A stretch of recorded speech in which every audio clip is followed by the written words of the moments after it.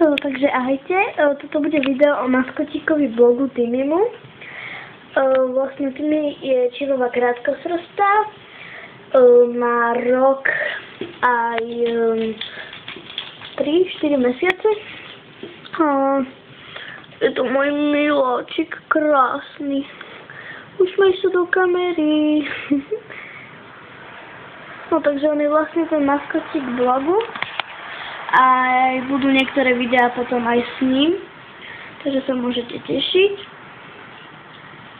Kam zase bežíš? Poď sem, Timina. Poď sem. Ty ideš asi špinkať? Poď.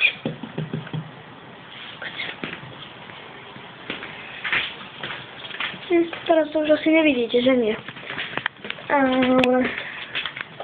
My si tu zasvietime. Ahoj.